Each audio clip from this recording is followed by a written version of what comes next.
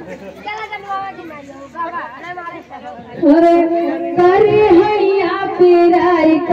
हैया पिराई मोरे बारे पिया करी हैया पिराई करी हैया पिराई मोरे बारे पिया कहतू मोर धनी माई बोलावती कहतू मोर धन माई बोलावती अरे नहीं पिया ओ तो भैया घाटी जुगरिया वही पिया अरे नहीं पिया ओ तो भैया घाटी जुगरिया वही पिया करी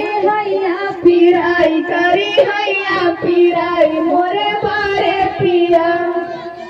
फिर सजनी का संगीता दीदी कहे तू मोर धन भाभी बोलाउती कहे तू मोर धन भाभी बोलाउती कहे तू मोर धन भाभी बोलाउती अरे नहीं पिया ओ तो दूध में पानी मिलाई पिया अरे नहीं पिया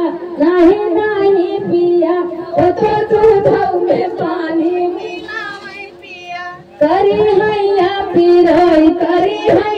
पिराई मोरे बारे पिया। आखिरी लाइन और दुलावा कहा था दुल्हनिया के खुश नानी बुलावा कहा था कहतो मोर धन बहिनी बोलावती कहतो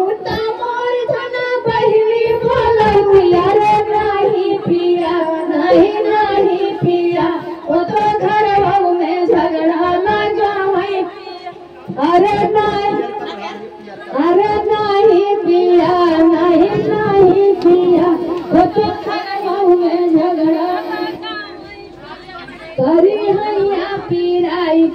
हैया पिराई मोरे बारे पिया।